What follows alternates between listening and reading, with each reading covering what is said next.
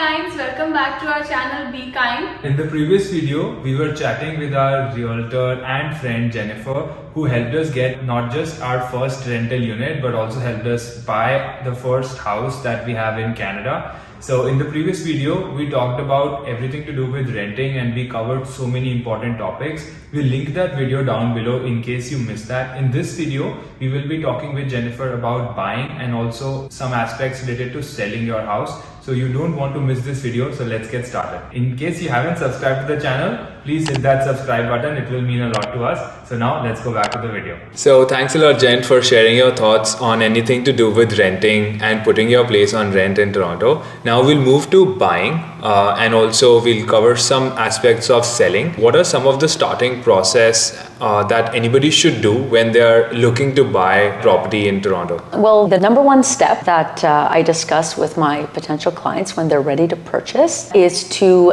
engage with a mortgage broker. This is a really important and first step. I know a lot of people get excited and they want to start looking at houses, but this is really the primary step. You do that first because it's really important to know what the bank is going to give you. We need to work on that first, find out, really what is the budget for your property, because that will indicate what type of home you get, whether it is a condo or a freehold, and the location that it's at, and the type. Is it a 1-bedroom, a 3-bedroom, etc.? That is the most important step, and I recommend that don't just do it online. Speak to somebody. You want to actually be able to send them all your documents in advance so we just don't have surprises. Right now, whether it's a balanced market, buyer's market, seller's market, if you are physically looking at properties with a realtor, that is part of our job, is to make sure that our clients are qualified and able to afford the houses that we are offering on. Got it. Yeah, and I also want to touch upon the aspect where you said don't do it online, because that's what we did. We went to Scotiabank's website and did a pre-approval. The process was through an A-lender, but there weren't important things that we understand in an online process. Like it hadn't been a year for us in Canada, so we couldn't just give 7% down payment, which we were initially planning, and we had to give a minimum of 10%. So those are the things that when you work with somebody like a mortgage broker, these things come out. But if you're doing it online, there are chances that it can get skipped. Okay, so you have a pre-approval. And you also have a realtor that you're working with, because you need to work with a realtor to buy a house. Then what's the next step after that? Do you look for houses? What happens after that? So I basically have a buyer consultation with my clients. We could do that in person or in video through Zoom. And we just get an idea, number one, your budget, and basically a wish list and a must-have list. Sometimes these are two different things. So we will go over, what's important to you, the location. If you want to be somewhere more central and your budget is under $800,000, you may want to look at a condo, right? But if you need a 3-bedroom, for example, and you want a house, you're starting a family, then we would likely look a little bit outside of the Toronto, maybe more the GTA, the Greater Toronto area, and we will look together on basically what your money is going to get you, what type of house, okay? And after that, and we look at your list, after that we start filtering. It's really important, right? We want to filter and get the property that is closest, that meets your requirements, okay? And then we set viewings. I book all the showings so that we could see everything at once. And hopefully, if you like more than one property, we rank them and go over the advantages and disadvantages together. And then next step is to put an offer. Nice. Yeah, that's a very exciting phase. I can it happened with us, so it was very exciting for us. And I think when it happens for the first time, your excitement is even higher. So we'll cover more on what do you look for in a listing later. But say your offer got accepted. So what are some of the typical closing costs and what happens after that process? Absolutely. So when you are actually getting your pre-approval with the mortgage agent, they will go over the closing costs with you. Typically, they consist of land transfer tax is probably the most expensive component of the closing cost. There are very handy land transfer tax calculators online that you could reference. And keep in mind that when you're purchasing a property in Toronto, the land transfer tax is double than it is outside of Toronto. Right. And first-time home buyers, they do get a rebate. So it's very important to see what that is as part of your closing cost. In addition to land transfer tax, you will pay legal costs. You do need to get a closing real estate lawyer. Right. And those fees vary a little bit on the cost of the home you're buying, and also title insurance. There's a whole bunch of costs that you can go over with your lawyer on those final closing costs. Got it. So now I want to ask you, when looking for a house, what is the difference between buying a condo versus a freehold property? So a condo, it could be a condo apartment, it could be a condo townhouse. There typically is maintenance fees associated with that purchase. So again, just a tip, when you are getting a mortgage approval from the bank, make sure to mention if you are thinking to buy a condo, because they take into consideration that maintenance fee, because that is a cost that you're paying. So for example, you might be approved for $850,000 for a freehold property, but for a condo it may be $750,000 with a maintenance of $500. So this is an important aspect of the pre-approval. But with regards to the differences, I mean, in maintenance fees and in condos, typically, again, you have amenities. In a condo apartment, you have, again, the concierge. Utilities are typically included in maintenance fees, so you do want to watch out for that in the listings. Does it include heat, water, hydro? Some condo townhouses, they have lower maintenance fees because they don't necessarily have amenities, but they still have common elements, which are, let's say, a landscaping or snow removal, or sometimes they cover the roof of a townhouse or the windows. So each townhouse complex might have different things that they cover. So you definitely want to look at that as well. And freehold can be detached, could be semi-detached, could be townhouse. So those are typically more expensive, right? But those are the main differences They're between also the two. less in number. And going forward, I think because immigration and condos will become more popular, do you think freeholds will have their value go up even more? Like the appreciation in a freehold property is higher than a condo? Typically that is the case, but that's something you still have to look at with trends. I mean, sometimes when when freehold goes up so much, people tend to go to the condos because they're more affordable, and then it goes a little bit like a seesaw sometimes. But typically I'd say a freehold does maintain or appreciate more, just also because there's less inventory of those. So I know we worked a lot when we were looking for houses. We spent hours on phone discussing this area is good, looking at those Realm or MLS online listings. So from when you're buying a house as a buyer, you know what type of property you want. You have your criteria that I want a 2-bedroom, 3-bedroom. But from a real estate perspective, what do you look for on an online listing and guide your buyers that if this is a good listing or not? I know you did that with me a lot when we were discussing properties. So what is it that you look on a listing that helps the buyer and gives them that right guidance when they're looking for a property? Absolutely. So I do take that extra time because I don't want to waste too much of both our times in looking at properties that just don't meet the criteria. If you have a list of 20 condos, we will look at those 20 over the phone and just kind of filter it, because when you see too many properties, it gets very overwhelming. You really want to target the ones that are just best suited for you. So we would be on the phone and we would look at, for example, sizes of rooms. That was important. I'm very familiar. I know what measurements are a good standard room measurement. So for example, if you're looking for a one bedroom and a den and you want to use that den as a bedroom for visitors, I can look at that size and say, no, it's like a downtown den. It's very small. You could barely put a desk, never mind a bed, right? Or let's say you say, I want that to be bedroom. So we want to ensure that there's a door in that den. We look at things like that, like the measurements. We look at, again, the maintenance fee. Is it very high?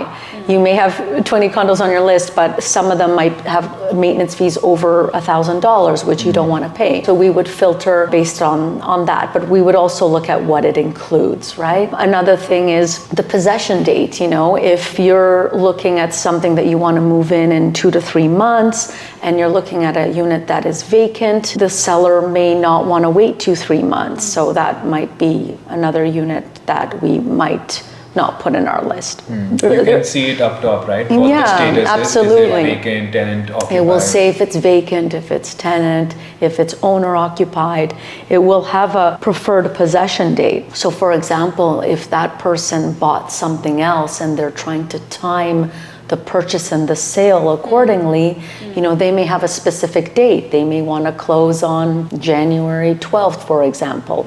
And then so we would look, does that work for you? So if it doesn't, then we would just skip that on the list. And the pictures, of course, I take a long time to look at pictures, look at the virtual tour if there is one, a floor plan if it's attached. And, we look at the location. We look on Google Map. Is it right behind a railroad station? That might not be desirable for you. So we would highlight those things. I mean, you could check even the vicinity, what's across the street on a Google Map. If you don't like the look of that neighborhood, then we would not go. So there's a lot of things that we could do together to just kind of like streamline the process so that you don't have to be overwhelmed and look at too many properties in person.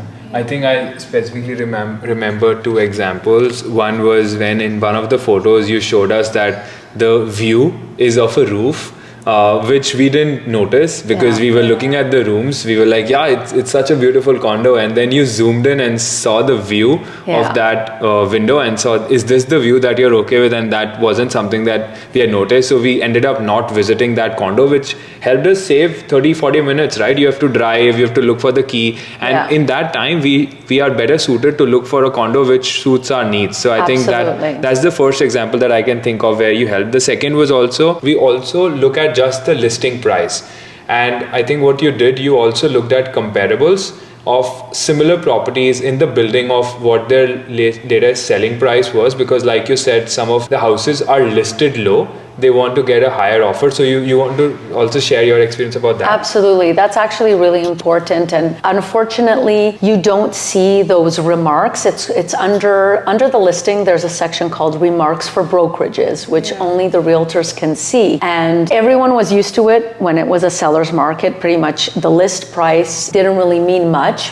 A lot of people were pricing at under market value, and then everything would be a bidding war.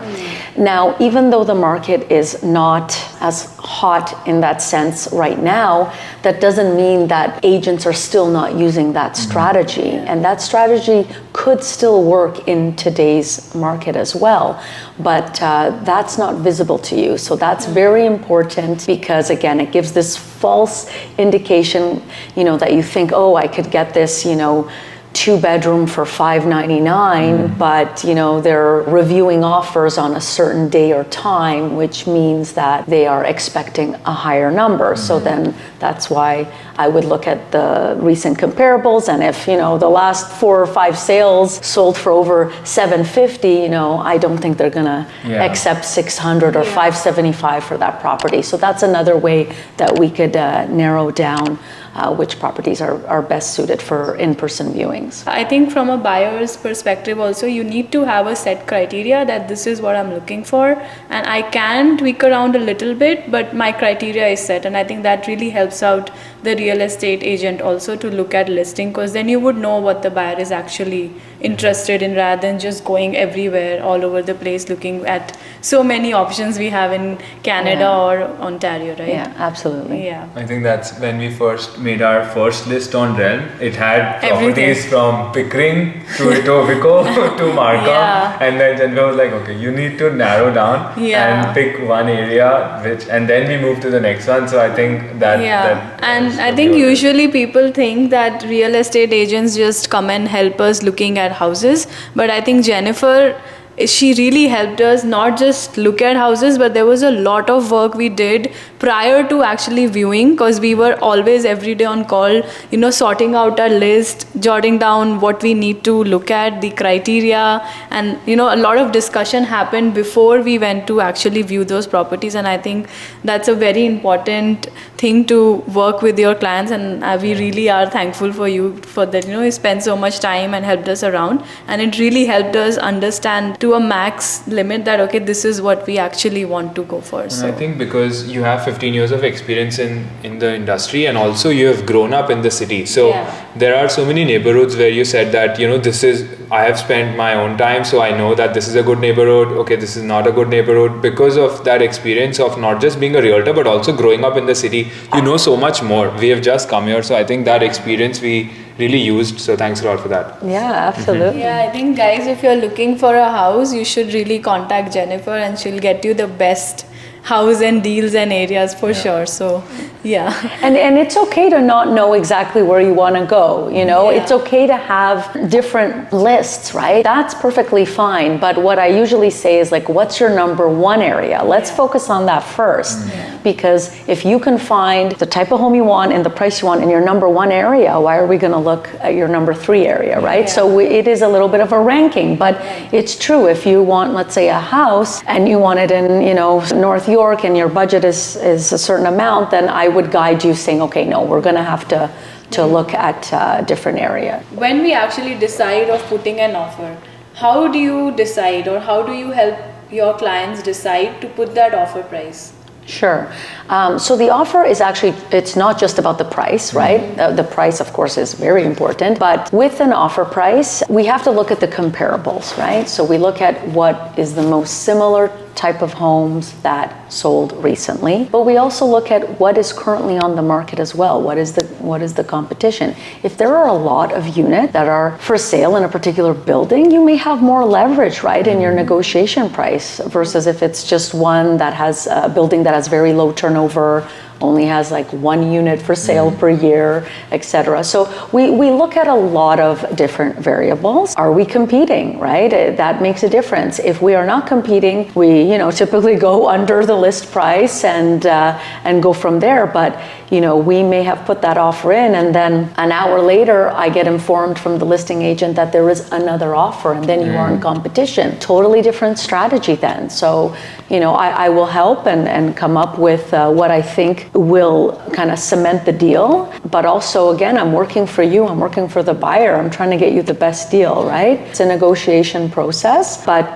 there are more than just the price when it comes to the offer. The closing date is another really important factor. Again, if the unit is vacant, the seller wants to close as soon as possible. So you may have to, part of our negotiation might be to, advance or, set a certain date that is kind of a win-win for both cases, like we did for you in your deal. You were renting. You have to give 60 days notice. Meanwhile, the seller wants it as soon as possible because it was vacant. So we came up with a date that worked for both parties. So in addition to closing date and price, conditions are very important. And typical condition when you are purchasing a house, there's three usually main conditions. There is financing. So we would still put a financing condition always. The only time we waive it usually is if we are in multiples in competition. Sometimes to make our offer look stronger, we may have to tweak some conditions. Like, for example, we put a 5-day condition for you, but the seller wanted it to be 3 days. So we did accept that. But every deal will be different. But financing condition is typically put in for house or for condo. And then an inspection condition, especially for a house, But condos also have the opportunity to put condo inspection condition as well. And then the third condition, very important when you're purchasing a condo, is a condition for your real estate lawyer to review the status certificate documents for the building. And this is really important because it talks about the financial health of the building. It looks at if there are any lawsuits, how that may impact you, if the maintenance fees are going up, if the operating expenses are at a surplus or at a deficit, how much money is in the reserve fund.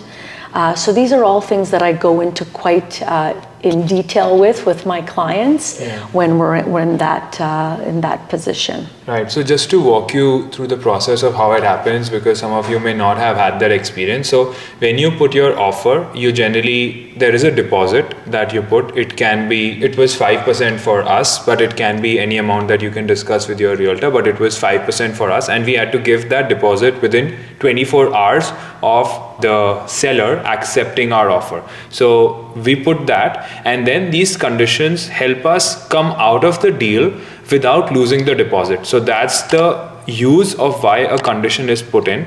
And you can put those conditions for your safeguard interest that, I have say 3 days or 5 days to figure out if I will be able to get the mortgage. So yeah, these conditions can help you get out of the deal without losing your deposit, because if you don't get that, you can lose your deposit and there can be additional penalties as well. So we've discussed that. Now also wanted to check, when you're selling your property, what are some of the marketing strategies and platforms that you can use to sell your condo or your house? Sure.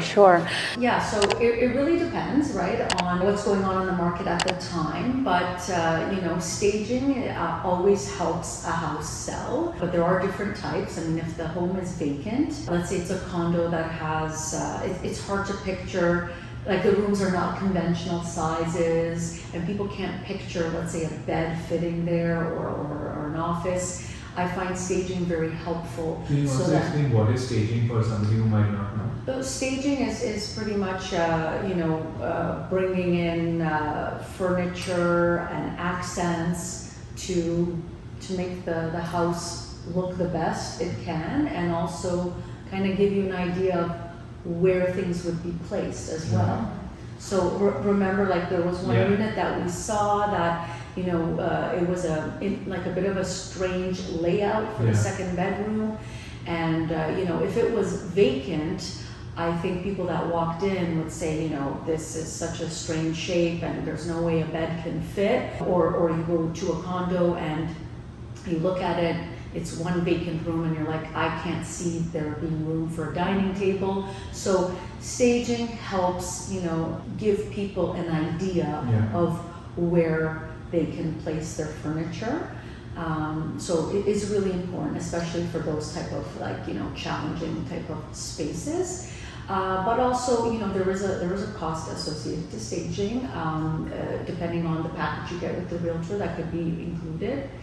But other alternatives to that in a slowing market like we have now, where things are not selling in 1 week like they used to, is virtual staging. So the photographer can actually take pictures of all the rooms and then just have, there's no real furniture, but they do like a virtual type of layout with the furniture. So that's another option that we're able to do.